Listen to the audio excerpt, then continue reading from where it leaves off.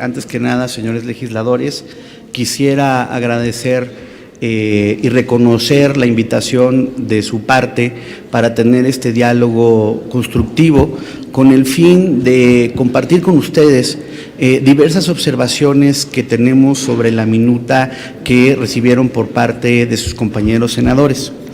Es importante, como dicen, ser totalmente abierto.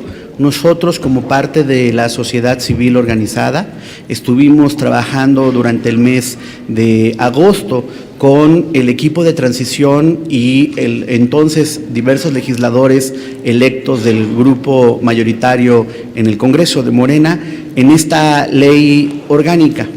Y trabajamos en este proyecto de ley bajo la restricción que se nos dijo entonces que no era posible hacer ninguna modificación a la Constitución, a pesar de que nosotros señalamos desde el principio de manera reiterada la necesidad de hacer diversos ajustes al texto constitucional, no solo al artículo 102, sino al artículo, por ejemplo, 116, justo para poder atender las preocupaciones que usted y otros legisladores han compartido, señor diputado, que es el problema de la politización de la justicia, de las fiscalías, que ocurre en muchas entidades federativas y que incluso una compañera suya de Guanajuato, senadora de Guanajuato, nos preguntó entonces si esta ley podría corregir ese problema, y nosotros dijimos con toda honestidad que debido a que no se está reformando ni el artículo 102 ni el artículo 116, eso no se puede corregir. Se tienen que hacer modificaciones constitucionales para, por ejemplo, cambiar los requisitos del titular de la Fiscalía y evitar la tentación de que se nos vaya a colar algún personaje con tintes partidistas.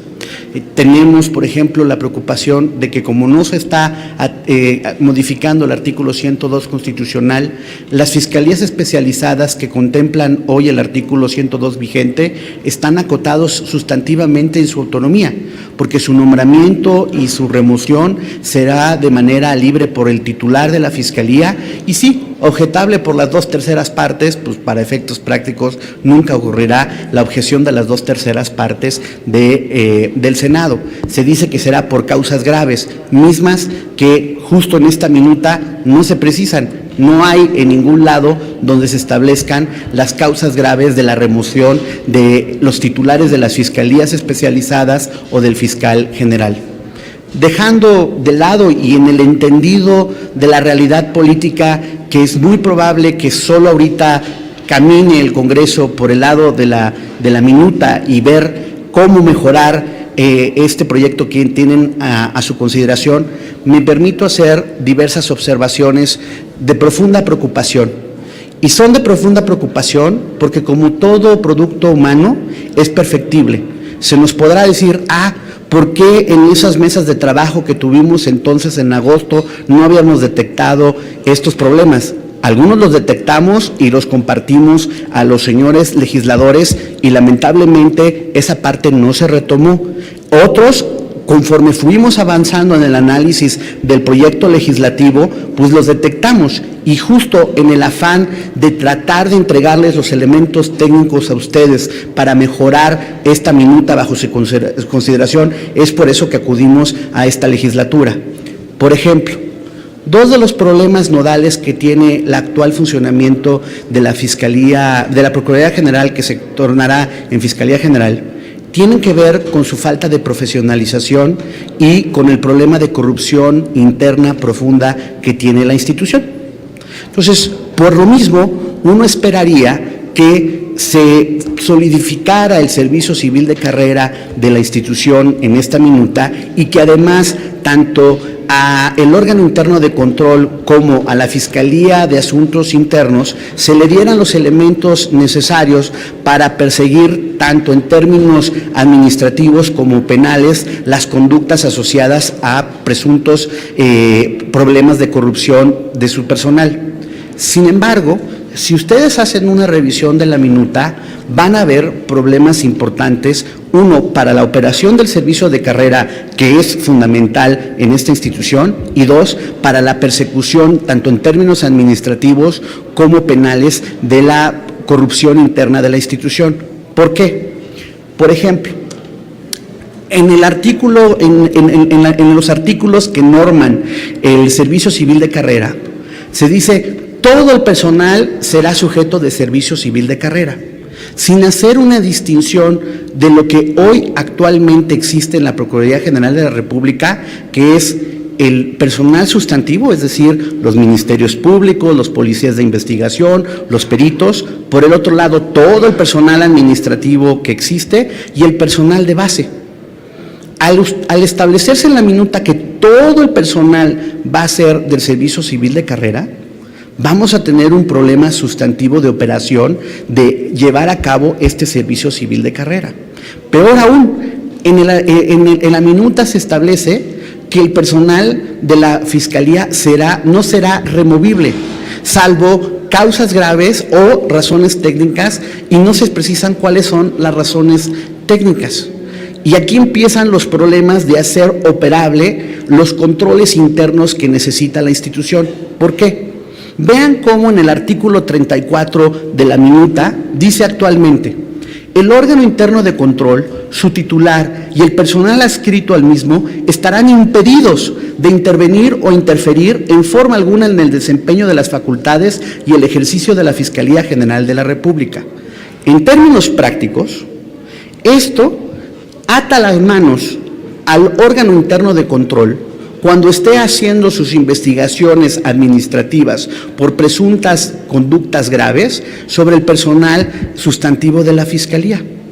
No puede, porque en el momento en que empiece a hacer las investigaciones, por ejemplo, porque no ejerció el ejercicio de la extinción del dominio el Ministerio Público, porque se presentó en una, ¿cómo se llama?, en un estado inaceptable el Ministerio Público a las diligencias, etcétera, y trate de proceder contra ese mal funcionario público, inmediatamente el funcionario se va a amparar bajo estos términos. ¿Por qué? Porque va a decir: usted se está metiendo en el desempeño de las facultades y ejercicios de la Fiscalía General de la República. Entonces, este párrafo es fundamental que en su capacidad como Cámara Revisora lo quiten del artículo 34. Peor aún, hoy, en la Ley Orgánica de la Procuraduría General de la República, existe todo un apartado, que es el capítulo 8, que establece en sus artículos 62 y 63 las causales de responsabilidades de los ministerios públicos, los policías de investigación o los peritos, ¿ok? Y los señores senadores dijeron: no, ya con la Ley General de Responsabilidades es suficiente, porque no puede haber un régimen dual de responsabilidades. Nosotros les enfatizamos por qué no compartíamos esa visión. La Corte ha resuelto en distintas jurisprudencias que en el caso del personal de la Procuraduría General de la República hay dualidad de regímenes de responsabilidades. ¿Por qué? Porque hay responsabilidades que son consustanciales a los servidores públicos de la Fiscalía. Es decir, y usted lo sabe como abogado litigante, si hay conductas que se encuadran justo del Ministerio Público, insisto, de la Policía de Investigación o de los peritos. En el momento en que la ley, la minuta, omite esos causales de responsabilidad, cuando quiera el órgano interno de control hacer nuevamente su trabajo de sancionar a los servidores públicos, ¿cómo lo va a hacer? Porque si se quiere agarrar solo de la Ley General de Responsabilidades, no le va a alcanzar para poder combatir la corrupción interna. Y lo mismo le pasa al titular de la que se contempla que será la Fiscalía de Asuntos Internos, hoy Visitaduría. Entonces, sí es importante que en la minuta reincorporen estos dos artículos de la ley orgánica vigente, del artículo 62 y 63, para poder establecer los causales de responsabilidad. Peor aún, y nuevamente apelo a los legisladores que son abogados. En el proyecto, en la minuta, se omitió tanto el procedimiento de remoción como el procedimiento de separación del cargo. Y ustedes saben mejor que yo que eso no se puede hacer por reserva de ley en un reglamento. Esos procedimientos, si no se establecen en la ley orgánica de la Fiscalía General, nuevamente, cuando el personal corrupto trate de ser procesado por el órgano interno de control o por asuntos internos, no lo van a poder hacer precisamente porque les van a decir, pues, ¿bajo qué procedimiento? Tú no está normado en la ley y se les va a caer el caso. Finalmente, buscaré en la segunda intervención añadir otras observaciones, pero hay una parte que me parece crucial de cara a la preocupación que la sociedad tiene en términos de perseguir la corrupción en nuestro país.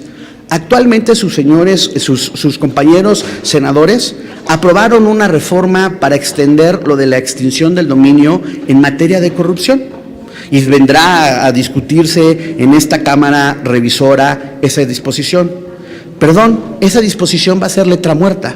¿Por qué? Porque actualmente en la ley orgánica de la Procuraduría General sí se establece como parte de las facultades de los ministerios públicos el ejercicio de las leyes de extinción de dominio. Eso no está en ningún lado de la minuta.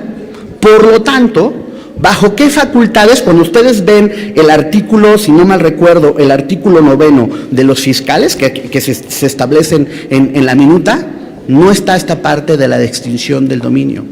Otra vez vamos a tener un problema de legalidad cuando el Ministerio Público quiera cumplir tanto la extinción del dominio por delincuencia organizada como, si es aprobado por esta Cámara, la parte correspondiente a corrupción.